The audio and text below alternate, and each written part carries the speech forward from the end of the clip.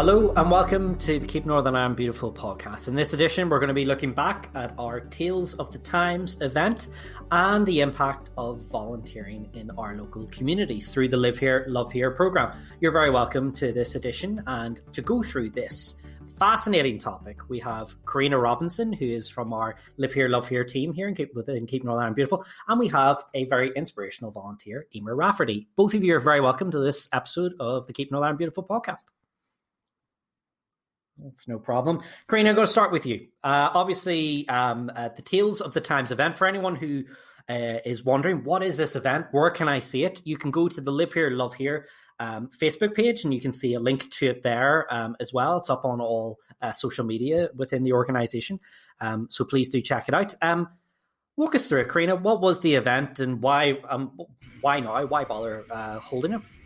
Yeah, so each year we would have had the community awards, which would have been like a chance to come together in a really beautiful venue to thank and celebrate environmental heroes across the country who demonstrated really consistent hard work and instilling civic pride and tackling environmental issues in their local environment and local communities. And although what would have been our fourth annual awards evening was cancelled in November, we knew that we still wanted to celebrate volunteers and community action and the whole ethos of doing good. So during these really difficult times, our volunteers adapted quickly to support those most in need in their communities and found loads of different, really inspiring and innovative ways to continue their activities. So on Thursday night, we showcased a number of these community actions through our online event, Tales of the Times, to find out a little bit more about these people behind these stories. And we wanted to cover everything that life had thrown at these groups this year and broke our application form down into 5 different categories. So we covered adapting to overcome, health and wellbeing,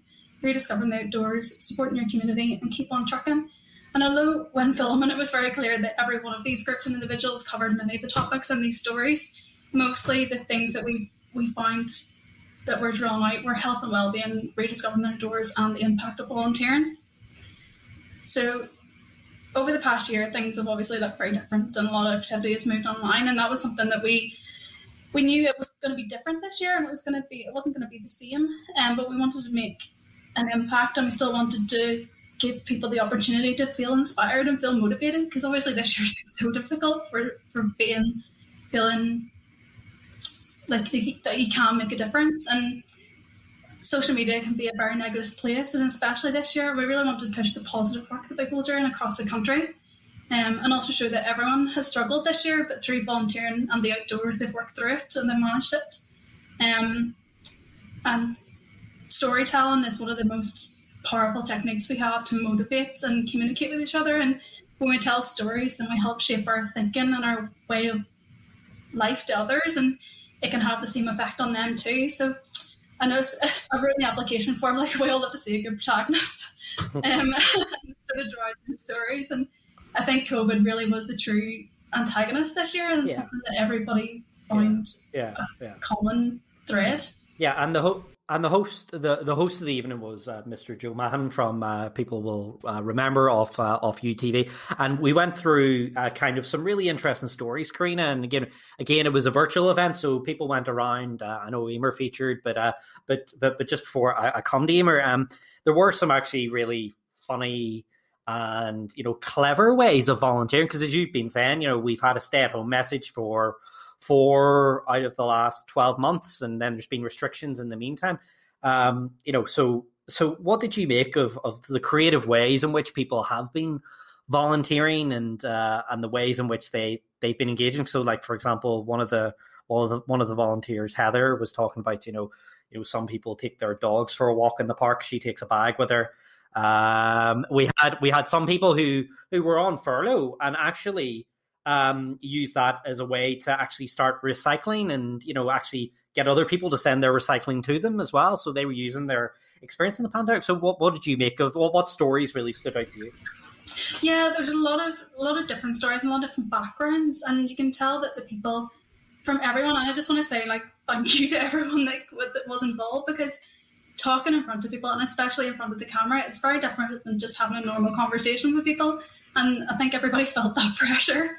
But everyone, you can tell there's obviously nerves there, everyone was so authentic and natural, and the real community background and the personal experiences really came through there, especially with Heather saying she takes her bag for a walk and people call her Mrs. Womble, and then George saying, actually, I don't really enjoy this and my wife makes me. But he understands that he needs to, and he understands the benefit of doing it. And then you've got the really emotive stories like Unit T, who down in Newcastle were doing their using food waste to tackle to make food packs for people, and providing job opportunities for people in the kitchen for maybe those chefs who had been on furlough or had or volunteering opportunities for the chefs who had been on furlough or maybe weren't doing as much at the minute because everything was closed down.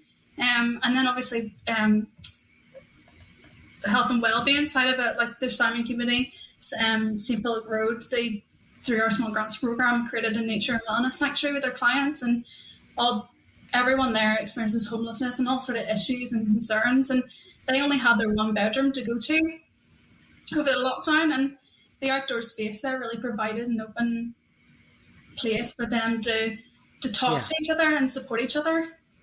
Emer, I want to come to you because you featured in the video. Okay, I did, yeah. And you've been working away, and obviously, many people who haven't watched the video yet realize that you are a pupil at school. You are someone who's been spending a lot more time at home, having to pass your day. So tell us a little bit about your story and a wee bit more about how you got involved with the Live Here, Love Here program. Well, we have in Ballymac, where I live, we have a small voluntary group.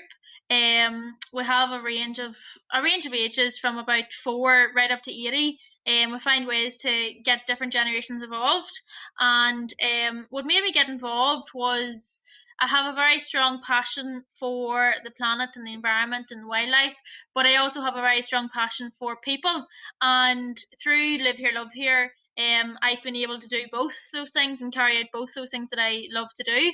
So Live Here, Love Here has really made a difference in terms of how we can reach out to people and how we can reach out to our environment and carry out these projects, which are so important. Like they take a bit of time to do, but every second is worth it, and there's such a big impact after it on the people, on ourselves, and then on the environment.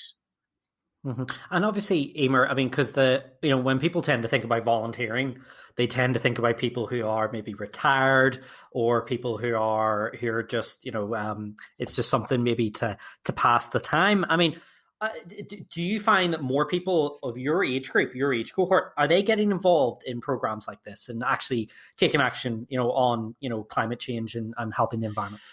I think they are, because like in the end up in 20 years time, it's going to be us, the young ones, that are going to have to handle these situations anyway. So we need to start young and get informed on the topic.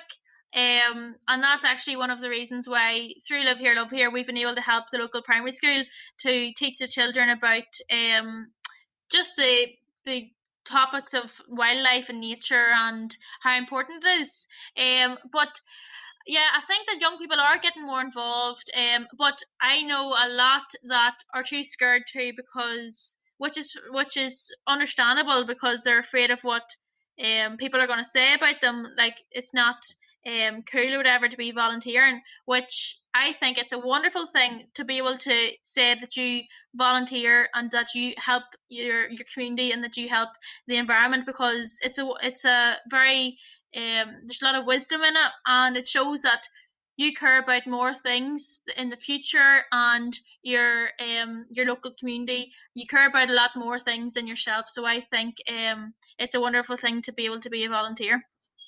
Yeah, brilliant. Okay, America, fair play to you. Karina, just on the celebration itself, because quite often, and we often hear the talk about about recognizing volunteers, but little often comes out. But even at the event, I mean, for example, there were some big name guests. You had the Minister for the Environment there, Edwin Poots, giving his thank yous, and again, someone like Joe Mahan taking the time to actually host it.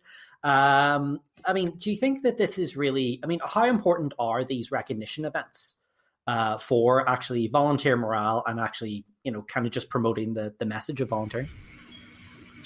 Yeah, you can see from the comments that were coming through during the night on our chat boxes and the conversations that we had with our live audience beforehand. We invited everyone that was sharing their story in the night to come to sort of like a drinks reception to talk to each other, and even those conversations, to have that network of people all supporting each other and knowing that you're not alone.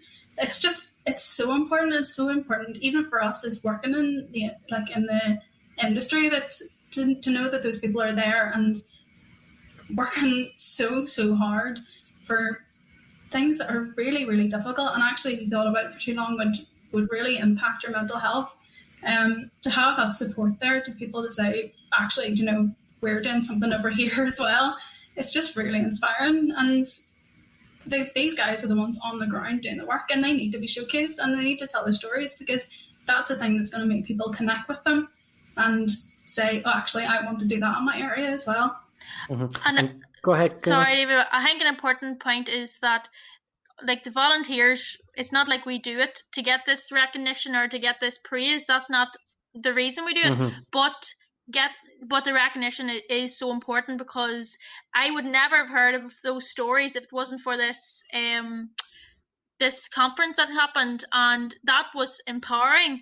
And if we had said, no, we don't want praise for it, because that's not what we're about, that's not why we were doing this. We weren't doing it for the volunteers. Didn't want praise. We want just to empower other people to do the same. Yeah, absolutely. And it goes back to, Karina, you were saying there about, you can think you are alone, because, like, it's when you hear the stories. I mean, we had the Cleaner Neighborhoods report out last week, which was green reading in some respects, and it's interesting that whenever we put things like that up from the volunteer event, or any time it's a report, you do see people on social media groups actually saying, well, here's what we're doing to tackle this. Here's what we're doing to tackle this here. In terms of actually bringing people together in a pandemic, Karina, how have you found, from the Live Here, Love Here perspective, is that, have you found it particularly more challenging, or do you think that, you're saying about social media can be a bit of a negative place, but also it can be useful in terms of keeping contact? Yeah, definitely. Like, we obviously haven't been able to do the events that we would have liked to be able to do this year, and that's been really disappointing for us. But you have to just keep going. You have to think about things differently, and definitely we did the Healthy Oceans, Healthy Minds campaign back in November, and it was challenging and it was different, but those are things that people needed at that time to sort of, to say, look, we're still here. Here's different ways you can get involved. Here's ways that you can still be inspired and motivated to keep going. And there definitely is. There's a community on social media that inspire each other and keep each other going. And it's all those groups that really motivate each other. Mm-hmm. Mm-hmm. And Emer, you've been obviously this has been a very disruptive time for people of your age in particular. You've been out of school, you've been back in, then you've been out again, then you've been back in, then you've been out again. How important has programs like this been about, getting you outdoors, actually getting you into, actually connecting with something, and actually, I mean, you were talking about, for example, things you've been doing around schools, for example, planting flowers, just making the general community look and feel a bit better. How important has that been for you and your well-being and your and just general motivation? Awful important, because it is what I care about, and if it wasn't for this group, I wouldn't have the same opportunities that I would have.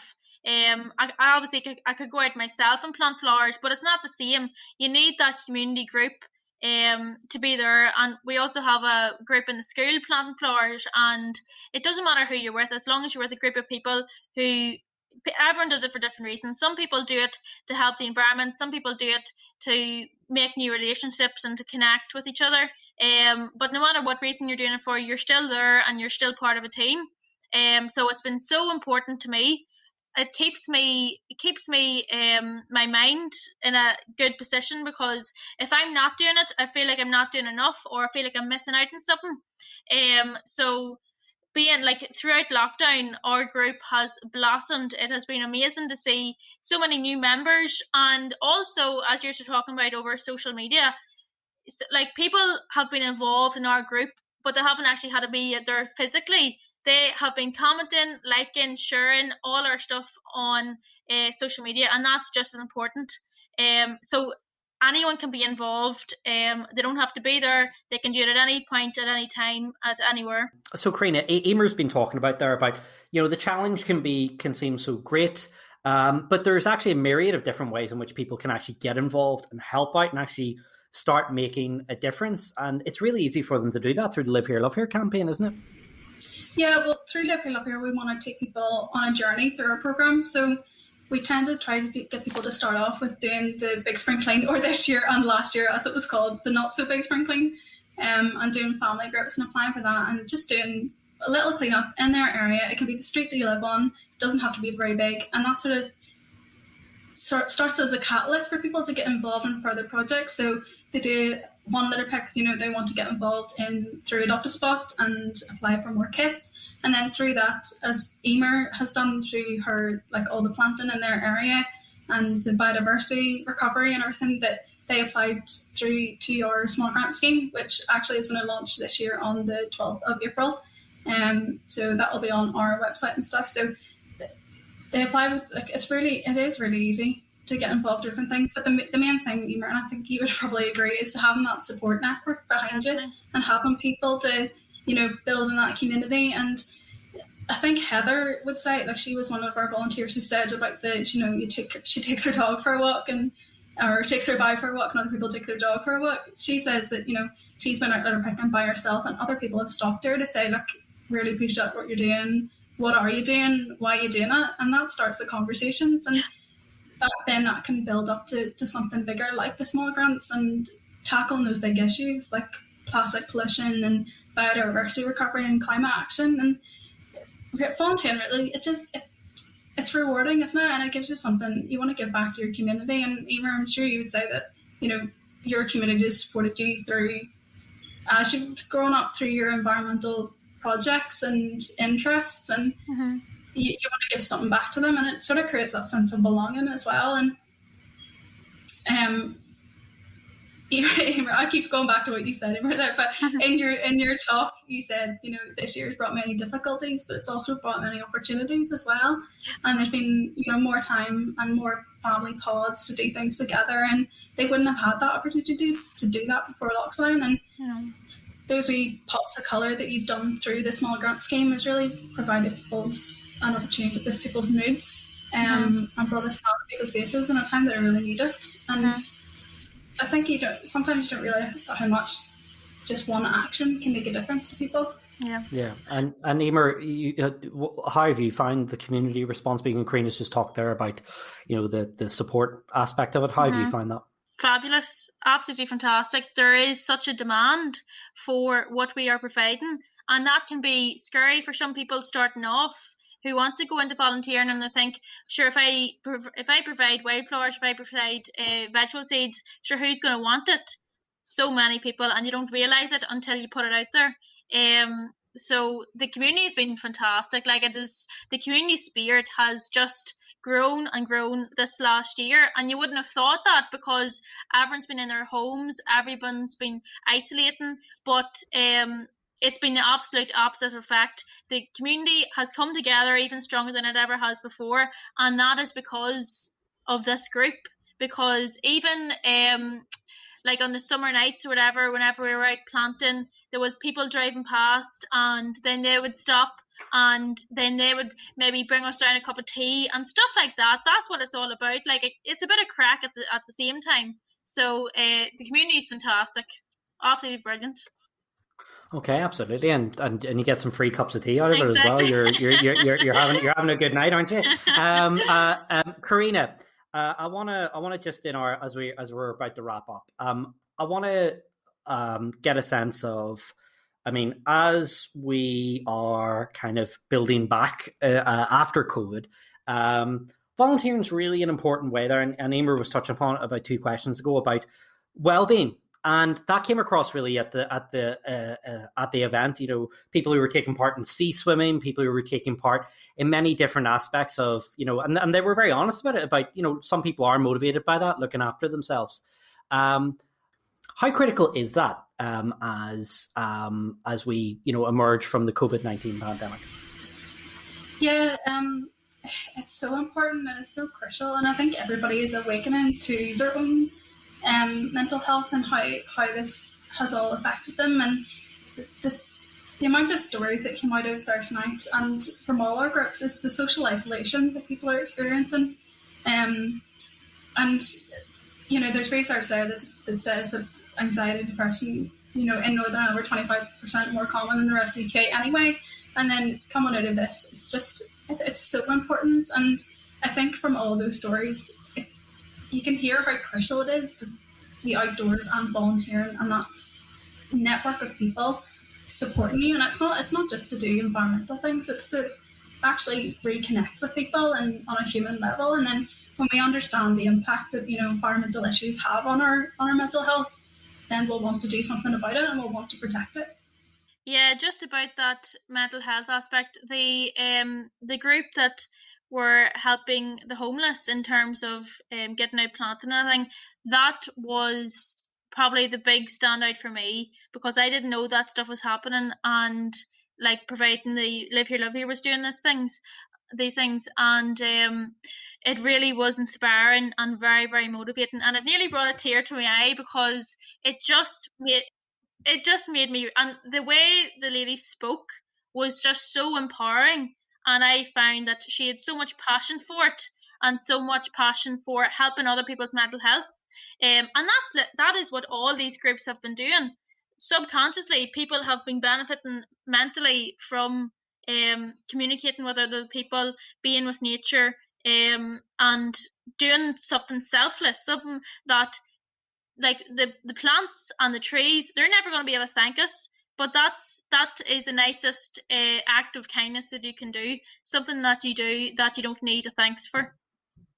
Yeah, brilliant. Okay, guys, thank you so much for taking the time to walk us through. That was a fast 22 minutes or so. I really appreciate it. Emer Rafferty, Karina Robinson, thank you so much for joining us on this episode of the Keep Northern Ireland Beautiful podcast. Thank you. Thanks for having us, David. All the best.